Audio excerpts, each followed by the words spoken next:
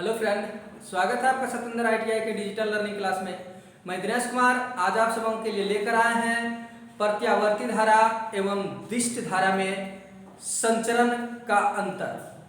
जैसा कि हम लोगों ने पिछले कई क्लासों से पढ़ रहे हैं कि जो संचरण लाइन होता है प्रत्यावर्ती धारा का या दिष्ट धारा का किस प्रकार से होता है, तो आज हम लोगों को जानना है कि उनमें क्या अंतर है। तो सबसे पहले हम लोग जानते हैं कि जो संचरण का माध्यम होता है वो किस प्रकार से होते हैं।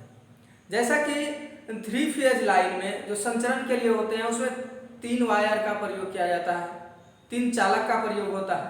लेकिन DC धारा जो होते हैं उसमें फेज सीक्वेंस नहीं होते हैं अलग अलग, इसलिए उसमें केवल एक फेज और एक न्यूट्रल यानी एक धनात्मक और एक ऋणात्मक तार का ही प्रयोग किया जाता है। जैसा कि संचरण क्या है, तो संचरण मतलब वोल्टेज को स्टेप बाय स्टेप जहां से जनरेट हुआ वहां से उपभोक्ता तक पहुंचाना ही विद्युत संचरण कहलाता है। मतलब अगर हमारे झारखंड में कोई विद्युत का बहुत बड़ा प्लांट लगा है जहां पर विद्युत जनरेट किया जा रहा है और उसे या तो पश्चिम बंगाल या फिर उत्तराखंड या फिर और कोई स्टेट अगर हम पहुंचा दे रहे हैं तो संचरण है, और वहां से फिर उस स्टेट के प्रत्येक घर यानी डोर टू डोर तक अगर हम बिजली पहुंचा पाते हैं तो इसे हम लोग संचरण कहते हैं। लेकिन इन संचरण में ना DC और AC में बहुत सारे फर्क होते हैं, अंतर होते हैं, और उसी अंतर को आज हम लोग समझने की कोशिश करेंगे। तो सबसे पहले लेते हैं हम दिष्ट धारा की।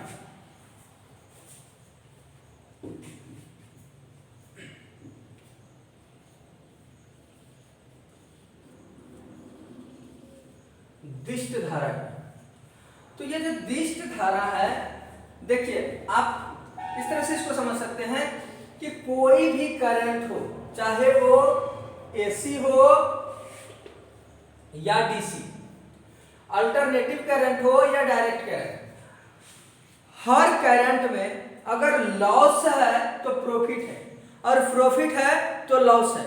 तो सबसे पहले आज हम लोगों को दिष्ट धारा का जो संचरण प्रक्रिया है उसमें प्रॉफिट और लॉस को समझना है। तो सबसे पहले इसके हम क्या समझेंगे, प्रॉफिट को ही समझते हैं, क्योंकि हर चीज में आपको सबसे पहले लाभ को समझना होता है। हानि तो हर के साथ में है, लेकिन हम लोगों को जानना क्या है, पहले लाभ। अगर लाभ की हम बात करें तो जो दिष्ट धारा है ना, इसमें देखा गया है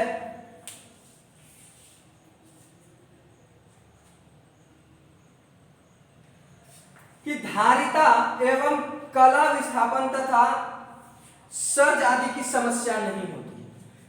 कहने का यह अर्थ होता है कि जो हम लोगों का फेज सीक्वेंस होता है, अंतराल होता है, वैसी समस्याएं दिष्ट धारा में नहीं होती, क्योंकि ये सारी कंडीशन किस में है, AC धारा में है। तो सबसे पहला लाभ हमने क्या देखा कि यह जो है धारिता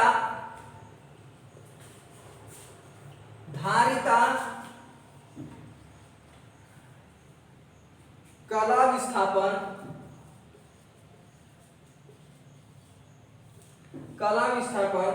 और सर्ज आदि की समस्या नहीं होती है।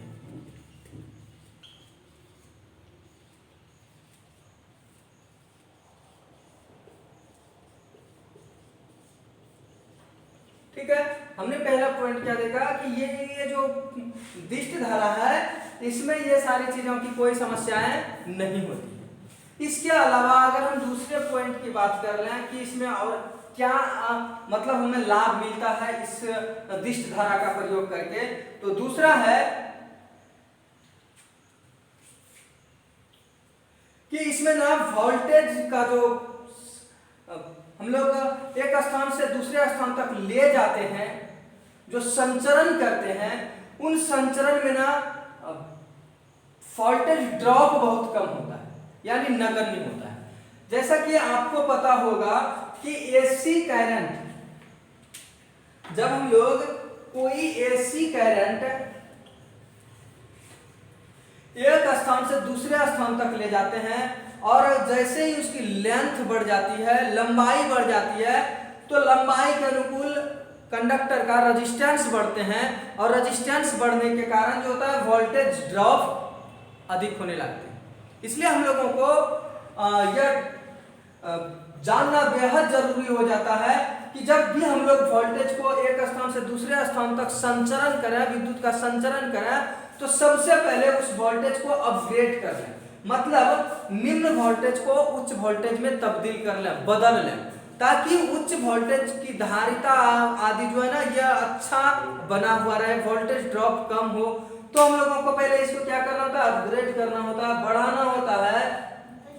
लेकिन डीसी धारा में क्या है ना कि डीसी धारा को, यदि डीसी धारा को एक स्थान से दूसरे स्थान तक हमें ले जाना होता है, तो जो वोल्टेज जनरेटिंग स्टेशन में जीएस यानी जनरेटिंग स्टेशन में होते हैं, वो वोल्टेज उपभोक्ता तक होते हैं,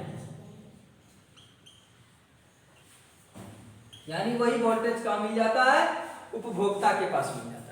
इससे तो ये साफ हमें पता चला कि इसमें जो है ना वोल्टेज ड्रॉप नहीं मिल हुआ, यानी वोल्टेज ड्रॉप नहीं हुआ, तो ये बहुत ही अच्छी लाइन है कि इसे हम आसानी से क्या कर सकते हैं, संचरण कर सकते हैं और कम वोल्टेज का भी संचरण हम कर सकते हैं। तो इसको हम लोग क्या कर सकते हैं, कम वोल्टेज में संचरण कर सकते हैं। ये दूसरा हमने इसको देखा। दूसरा पॉइंट हम लिख सकते हैं कि डीसी को वोल्ट में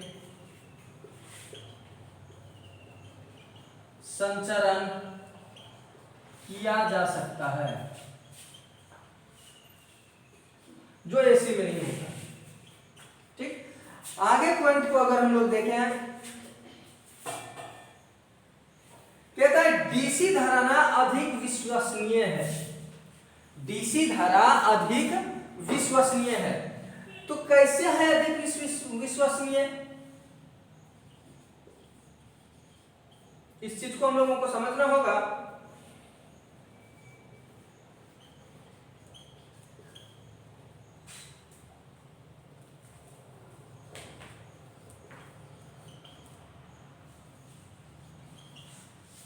तो समझते हैं इसको कि ये कैसे विश्वसनीय है। हम डीसी धारा पर विश्वास कैसे कर सकते हैं कि इसमें ना परेशानी नहीं होगी। तो जो डीसी धारा है, इसका जो हम लोग संचरण करते हैं, इसमें आपको पता होगा कि क्वांटिटी अगर किसी भी चीजों की ज्यादा है, अगर क्वांटिटी ज्यादा है तो उसमें आपको रिस्क भी ज्यादा होता है। जैसे मान लिया जाए कि हम कोई भी चीज है 1000, हमारा कोई भी परसेंटेज दिया हुआ है कि 10% कहीं पर लॉस होना है, यानी इसमें से नुकसान होना है। अगर हमने उस जगह पर क्वांटिटी अधिक रखा है तो क्या होगा ना कि ये परसेंटेज दर 10% अगर उसका निकालेंगे तो खराब होने की संख्या भी ज्यादा दिखेगा। लेकिन अगर वही संख्या कम है तो हमें ये थोड़ा सा समझना होगा कि रिस्क थोड़ा सा कम होता है, यानी विश्वास हम रख सकते हैं कि कम जो होते हैं उसमें शॉर्ट सर्किट आदि होने की संभावना कम होती है। जैसे मान लिया जाए कि 3 फेज के जगह में हम 6 फेज का प्रयोग करें एसी में, क्योंकि आपको पता होगा बहु फेज भी होते हैं एसी में, जो 3 फेज से ज्यादा फेजों में उसको ट्रांसफार्मर के माध्यम से कन्वर्ट किया जाता है। अगर मान लिया जाए 6 फेज का हम लोग प्रयोग कर रहे हैं, तो इसमें डर क्या होता है ना, ज्यादातर संभावनाएं क्या होती है कि एक फेज दूसरे से कभी न कभी संपर्क में आ सकते हैं। ज्यादा तार है तो रिस्क ज्यादा है। आपने कहीं पर देखा होगा कि आपके गांव के नजदीक आसपास में बड़े सब टावर पर एसी धारा का संचरण किया गया है, जिसमें 132 केवीए तक का वोल्टेज जनरेट किया जाता है, यानी वहां से हम लोगों को संचरण किया जाता है। तो उसमें क्या होता है ना कि बहुत बड़े टावर में ये सभी तारों को बहुत दूरियों पर प्रवाह किया गया है, यानी उसको लगाया गया है और उससे विद्युत धारा प्रवाहित की जाती है। लेकिन कई बार क्या होता है ना कि आंधी तेज, जब तेज आंधी आते हैं तो उसमें यह एक तार दूसरे तार के संपर्क में आने के कारण से शॉर्ट सर्किट होने की संभावनाएं ज्यादा होती है। लेकिन इसी में अगर हम लोग 3 तार का प्रयोग करें तो क्या होगा, थोड़ा सा रिस्क घटेगा क्योंकि तारों की संख्या कम है। और अगर इसके स्थान पर हम लोग 2 तार का प्रयोग करें तो और भी घटेगा। तो आपको पता है कि 2 तार जो प्रयोग किए जाते हैं वो केवल डीसी लाइन। तो आपने देखा कि 6 कंडक्टर में क्या परेशानी है, 3 कंडक्टर में और 2 कंडक्टर में। इस हिसाब से अगर हम लोग देखें तो इन सबसे ज्यादा जो है ना विश्वसनीय अगर हम कोई कार्य कह सकते हैं तो वो डीसी धारा का संचरण कह सकते हैं, क्योंकि उस पर केवल 2 पर ही रिस्क लेना होता है हमें, फेज और न्यूट्रल पर। जबकि एसी धारा में क्या होता है, फेज और फेज कभी भी अगर संपर्क में आते हैं, फेज और फेज संपर्क में आते हैं तो उसका मान उच्च होता है। जैसे कि आपको पता होना चाहिए कि फेज टू फेज जिसको हम लोग लाइन वोल्टेज कहते हैं, लाइन वोल्टेज कहते हैं, उसका मान 440 होता है, 440 वोल्ट होता है। जबकि फेज और न्यूट्रल का मान √3 गुना कम हो जाता है। ठीक उसी प्रकार से अगर डीसी की बात कर लें तो इसमें फेज वोल्टेज होता ही नहीं है, इसमें जो है ना सॉरी इसमें लाइन वोल्टेज नहीं होता है, इसमें फेज वोल्टेज होते हैं। और फेज वोल्टेज होने के कारण इसका मान समान रहता है, यानी ऐसा कभी नहीं होगा कि ज्यादा ये शॉर्ट किया और कभी कम शॉर्ट किया, ये सब समस्याएं इसमें नहीं होती है। तो इसलिए हम लोग कह सकते हैं कि इसमें ज्यादा जो है ना विश्वसनीय डीसी धारा हो सकता है। अगला पॉइंट है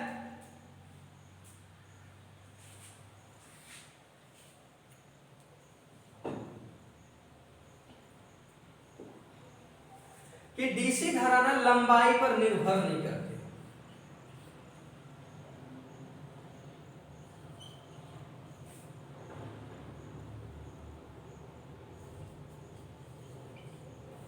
लंबाई पर निर्भर नहीं करती।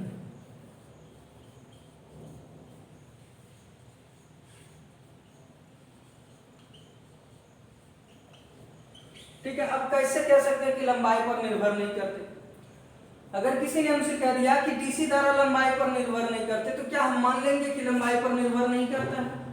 तो इसके लिए हम लोगों को कुछ इसके प्रयोग को समझना होगा।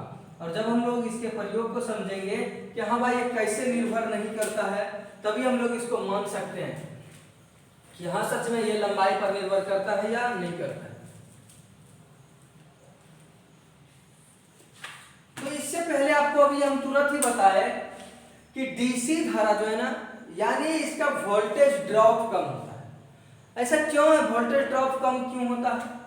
तो जैसा कि आपको पता है कि दुनिया की कोई भी पदार्थ की बात कर लीजिए, कोई भी पदार्थ ले लीजिए, ओम्स नियम के अनुसार उसमें क्या होता है ना कि लंबाई के समानुपाती क्या होते हैं, रेजिस्टेंस होते हैं, यानी R समानुपाती L माना गया। मतलब इससे हम लोग को यह समझ में आ जाता है कि अगर किसी भी कंडक्टर की लंबाई को हम बढ़ाएंगे, समानुपात का मतलब होता है साथ साथ, अगर लंबाई को हम बढ़ा रहे हैं तो उसके साथ साथ ऑटोमेटिक रेजिस्टेंस भी बढ़ जाएंगे। ठीक है, यदि किसी कंडक्टर की रेजिस्टेंस बढ़ा रहे हैं तो ऑटोमेटिक लंबाई भी बढ़, मतलब ये दोनों जब भी चलेंगे साथ चलेंगे। जब ये स्पष्ट कर रहे हैं कि लंबाई रेजिस्टेंस को इंक्रीज करते हैं, तो अभी हमने देखा कि डीसी धारा लंबाई पर निर्भर नहीं करते। ये शब्द कहां से है, इसको समझते हैं हम लोग कि डीसी धारा क्यों नहीं फिर इस ओम्स लॉ का जो है ना पालन क्यों नहीं करते। तो मानते डीसी धारा जो होते हैं ये डायरेक्ट करंट, मतलब जो अपनी दिशा परिवर्तित नहीं करते, मतलब नियत दिशा में चलते रहते हैं। और जब नियत दिशा में चलते रहते हैं, जैसा कि आपने सिंबल भी डीसी का देखा ही होगा, इस प्रकार से अगर हमने कहीं पर देख लिया तो इसको हम लोग क्या कह देते हैं, डीसी कहते हैं। या कहीं पर आपने ऐसा भी सिंबल देखा होगा, ठीक है, तो ये भी डीसी का सिंबल है। इसमें आप दोनों में आप नोटिस करेंगे कि जो धारा का मान है ना वो पीक टू पीक चल जाते हैं, मतलब कभी भी ना धारा का मान नीचे नहीं आ रहा है इससे। यानी इसमें साइकिल जो तैयार कर रहे हैं ना किस प्रकार से कर रहे हैं, फ्रीक्वेंसी। तो डीसी में जो है ना ऐसी कोई फ्रीक्वेंसी नहीं होता है जिसका मान कि चेंज करे। फ्रीक्वेंसी कब आती है, जब हम मालूम होगा क्या होता है, धारा का मान समय के अनुकूल अपना मान और दिशा दोनों परिवर्तित करे। लेकिन डीसी में क्या कर रहा है कि ना तो ये दिशा चेंज कर रहा है और ना ही अपना मान चेंज कर रहा है। जब ये दोनों कोई भी चीजें चेंज नहीं कर रहे हैं तो इसकी फ्रीक्वेंसी जीरो होती है, यानी इसकी फ्रीक्वेंसी नहीं है। अब हम लोग समझते हैं जब डीसी की फ्रीक्वेंसी नहीं है, डीसी की फ्रीक्वेंसी नहीं है तो डीसी धारा को जब हम लोग एक कंडक्टर से प्रवाह करते हैं तो इसमें ना वोल्टेज का ड्रॉप धीरे धीरे घटने लगता है, क्योंकि फ्रीक्वेंसी नहीं है तो वो बदलते नहीं है अपने मान को, और नहीं बदलने के कारण से इसका जो है ना वोल्टेज ड्रॉप कम होते हैं, यानी नगण्य, नहीं के बराबर हम बोल सकते हैं वोल्टेज ड्रॉप। इसलिए इसको क्या करते हैं, कम वोल्टेज को भी अधिक दूरी तक पहुंचाया जा सकता है, जो कि एसी में नहीं होता है। इसलिए इसको हम लोग कह देते हैं कि ये जो है ना लंबाई पर निर्भर नहीं करते हैं। लेकिन अगर जन्मिंग रूप से देखा जाए तो हर करंट लंबाई पर निर्भर करते हैं। लेकिन यहाँ जो शब्द हमने लिखा था कि डीसी करंट लंबाई पर निर्भर नहीं करते हैं, वो इसलिए लिखा गया था क्योंकि इसके फ्रीक्वेंसी नहीं होते हैं, वोल्टेज ड्रॉप नहीं होते हैं। इस कैटेगरी से अगर हम इसको ज्ञात करें तो वो लंबाई पर निर्भर नहीं करते हैं। अब हम लोग इसके लाभ को देखें तो इसके हानि को भी देखते हैं कि कौन कौन से हानि डीसी धारा में होती, डीसी धारा के संचरण में। जैसा कि आपको ज्ञात होगा कि डीसी जो जनरेटिंग स्टेशन है, उस जनरेटिंग स्टेशन में अधिकतम जो डीसी जनरेट किया जाता है वो 650 वोल्ट की होती है। मतलब हम 650 वोल्ट से बड़े बड़े उद्योग, कल कारखाने हम नहीं चला सकते। ये एक बहुत बड़ी समस्या है। तो हम लोग देखे भी हैं कि बहुत ऐसे क्षेत्र हो चुके हैं जहां सोलर प्लेट से आज विद्युत जनरेट किया जाता है। तो क्या सोलर सेल एसी जनरेट करते हैं, एसी धारा जनरेट करते हैं? नहीं। हम कह सकते हैं कि एसी जनरेट नहीं किया जाता है, वो डीसी करते हैं। तो फिर क्वेश्चन ये बनता है कि सर अगर डीसी करंट ही जनरेट करते हैं तो आज बड़े बड़े उद्योग तो सोलर सेल से भी चल रहे हैं। बिल्कुल सही कि सोलर सेल से बड़े बड़े उद्योग चल रहे हैं, लेकिन जो जनरेटिंग पॉइंट है, जनरेटिंग स्टेशन है, वहां पर मात्र 650 वोल्ट ही डीसी की उत्पत्ति की गई और उसे कन्वर्ट किया जाता है। इस एसी को किस में कन्वर्ट किया जाता है, सॉरी डीसी को किस में कन्वर्ट किया जाता है, एसी में। और जब एसी में ये कन्वर्ट हो गया कि मान लीजिए 650 वोल्ट था, इसको कन्वर्ट कर दिया हम 650 में ही, किसमें, एसी। अब यहां से होता है इसको बढ़ाने का खेला स्टार्ट। इसको हम लोग कैसे बढ़ाएंगे, तब यहां पर क्या करते हैं, एक स्टेप अप ट्रांसफार्मर स्थापित कर देते हैं, स्टेप अप ट्रांसफार्मर जड़ देते हैं, जिसके माध्यम से इस निम्न वोल्टेज को उच्च वोल्टेज में तब्दील किया जाता है, बदला जाता है। तो इस प्रकार से फिर जब हम इसको क्या करेंगे, उच्च वोल्टेज में बदल देंगे तो आसानी पूर्वक उससे कल कारखाने चल सकते हैं। लेकिन डायरेक्टली अगर हम बात करें कि सोलर सेल से सर कोई भी प्लांट चल रहे हैं, तो ये हमारी सोच गलत है, हम गलत सोच रहे हैं। ऐसा कभी भी नहीं होता है कि कोई भी सोलर सेल से डायरेक्ट ही बड़े बड़े प्लांट चलाया जा रहा है, क्योंकि डीसी का सबसे बड़ा चीज क्या है कि वो जो जनरेटिंग स्टेशन होते हैं वो अधिकतम मान कितना जनरेट कर सकते हैं, 650 वोल्ट। तो इससे समझते हैं इसका हानि है कि 650 वोल्ट जब डीसी है तो इससे कोई बड़ी बड़ी कल कारखाने नहीं चला सकता है, बहुत लंबे दूरी तक भी इसको हम लोग परेशान नहीं कर सकते, संचरण नहीं कर सकते हैं। ये पहला लॉस था इसका। अगर हम दूसरे लॉस की बात करें